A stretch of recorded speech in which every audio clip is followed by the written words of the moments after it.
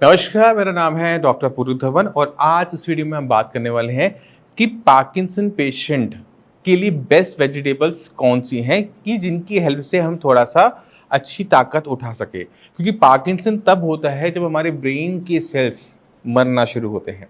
और जब ब्रेन के सेल्स मरना शुरू होते हैं तो बॉडी के अंदर वो डोपामिन नहीं बना पाते और बॉडी ब्रेन के अंदर डोपामिन कम रिलीज होता है, जिसकी वजह से हमारे ब्रेन को हमारी मसल के साथ कोऑर्डिनेट करने में दिक्कत होती है। तो जब भी कोई पेशेंट आता है तो हम उससे ज़रूर पूछते हैं कि आप वेजिटेरियन हो या फिर नॉन वेजिटेरियन हो। और जो नॉन वेजिटेरियन पेशेंट होते हैं उनके अंदर हम सबसे कम पार्किंसन देखने को मिलता है। आपको सच बता रहा हूँ मैं आपको। अब हमने जो पेशेंट वेजिटेरियन है, कुछ पेशेंट ऐसे होते हैं जो अपने डाइट को बिल्कुल चेंज नहीं कर सकते, वो उसमें डाइट भी एग भी ऐड नहीं करते, वो कहते हैं कि हम वेजिटेरियन हैं, हम वेजिटेरियन ही रहेंगे, हमें आप ठीक करो। तो उन पेशेंट्स के अंदर हमें वेजिटेबल की सिलेक्शन करनी पड़ती है, हमें उन वेजिटेबल को सिलेक्ट करना पड़ता है जिनके अंदर न्यूट्रिशनल वैल्यू ज़्यादा हो। अक्सर हम ये देखते हैं कि पार्किंसन वो जो पेशेंट है वो अक्सर घिया तोरी टिंडा ज़्यादा खाता हुआ हमें देखने को मिल जाता है, क्योंकि उनको लगता है कि खाना लाइट करने से उनकी बॉडी में इम्प्रोवाइजेशन होगी। तो पहली चीज़ कि मैं अपनी लिस्ट बताऊं उससे पहले कि अगर आप सिर्फ घिया तोरी टिंडा खाते हो तो आज के बाद इस वीडियो को देखने के बाद बंद कर देना। आपको चाहिए सारी वेजिटेबल्स खाना और उनको रोटेशन में रखना, और उस रोटेशन के अंदर जो वेजिटेबल्स मैं आपको बताने वाला हूं उनकी मात्रा को बढ़ा देना। आप वेजिटेरियन हैं तो अपने खाने के अंदर सबसे पहली चीज़ आप ऐड करोगे वो है दाल, क्योंकि दाल आपका सबसे बड़ा सोर्स होगा प्रोटीन का, सबसे बड़ा सोर्स होगा न्यूट्रिशन वैल्यूज़ का। तो आपने अपने खाने के अंदर दाल ऐड करनी है। अब चाहे आप दाल की रोटी बनवाओ, दाल के अंदर आटे को गूँथो या दोपहर के अंदर दाल की कटोरी भर कर लो, कुछ भी करो, बट दाल आप साथ में हर टाइम के खाने में ज़रूर रखोगे, क्योंकि आपका मेन बिल्डिंग ब्लॉक वही है। क्योंकि वेजिटेरियन खाने के अंदर प्रोटीन की हमें कमी देखने को मिलती है, इसलिए हम दाल ज़रूर ऐड करवाते हैं। अब दाल के साथ सब्जियां भी कोई चाहिए होती हैं, तो जैसे मैंने बताया कि घिया तोरी टिंडा सिर्फ नहीं खाना, आपने रोटेशन में रखना है। तो आप एक काम और कर सकते हो, जैसे घिया तोरी टिंडा खा रहे हो तो उसमें दाल को ऐड कर दो, कोई भी दाल जो आपको पसंद है उसमें आप ऐड कर दो और उसे रोटेशन में सब्जियों के साथ, बाकी सब्जियों के साथ रखो। जब सब्जी में हम बात करते हैं तो मैं आज 5 सब्जियां लेकर आया हूं जो आपको अपने डाइट के अंदर मात्रा बढ़ा देनी चाहिए। रोटेशन तो रहेगी बट मात्रा ज़्यादा होगी। जैसे आप दिन में, हफ्ते में आपने एक चार्ट बना रखा है, तो ये सब्जियों से जो सब्जियां बनती हैं उनकी मात्रा को आप ज़्यादा रख सकते हो। जैसे हफ्ते में 2 बार रख लिया या 10 दिन में 2 बार रख लिया, जिससे उससे थोड़ा सा हम बेनिफिट ज़्यादा उठा सके। तो सबसे ऊपर आते हैं मशरूम्स।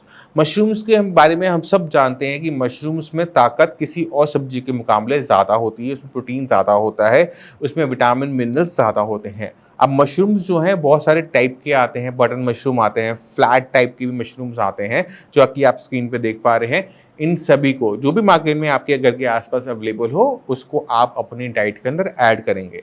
अब मशरूम के साथ आप मटर डालो, मशरूम के साथ आप आलू डालो, फ़र्क नहीं पड़ता, मशरूम होगा। मशरूम के साथ जो रेसिपीज़ और बन सकती हैं वो भी आपकी डाइट के अंदर ज़्यादा मात्रा में ऐड होगी। इसके बाद चलते हैं थोड़ा सा इसके नीचे वाले लेवल पे, वो है गाजर।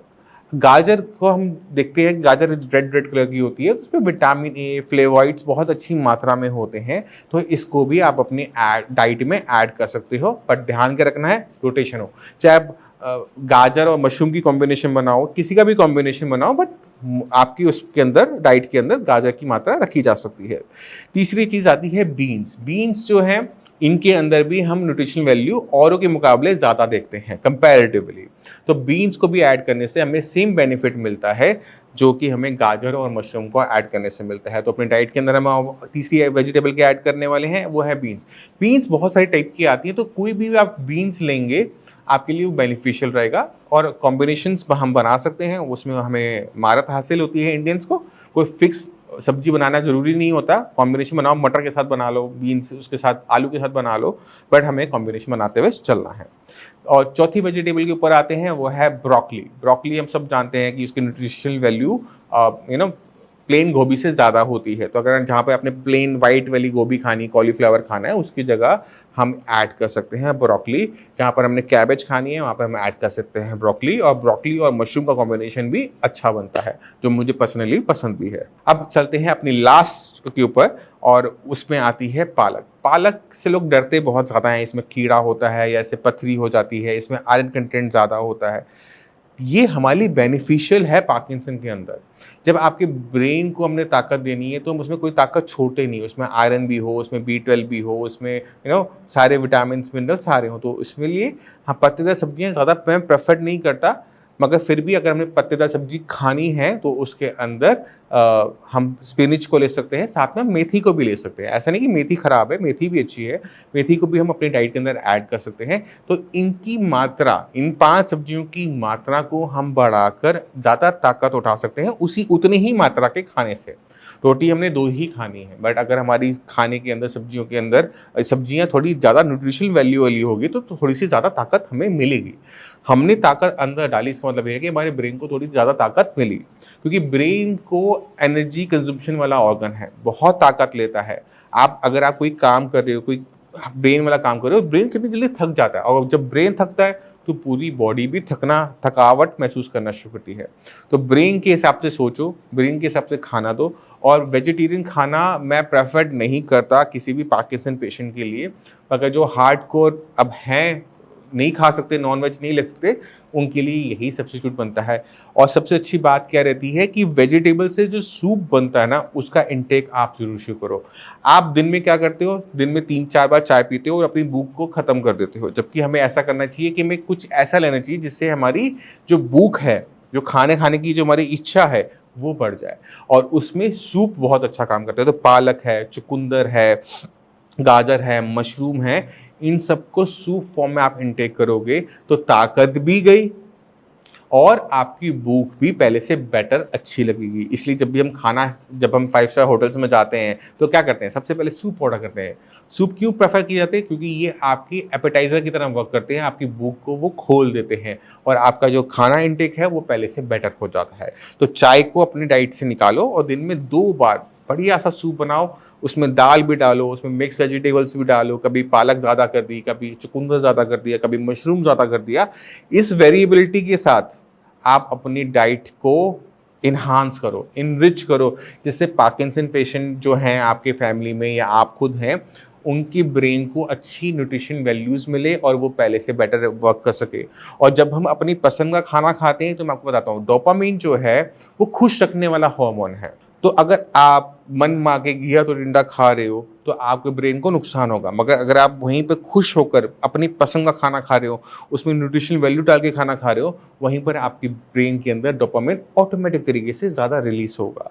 और ये हमारे लिए बेनिफिशियल होता है पार्किंसन ट्रीटमेंट के अंदर भी और पार्किंसन पेशेंट के लिए भी। तो ये छोटे छोटे चेंजेस जिनको हम समझते तो हैं बट करते नहीं हैं।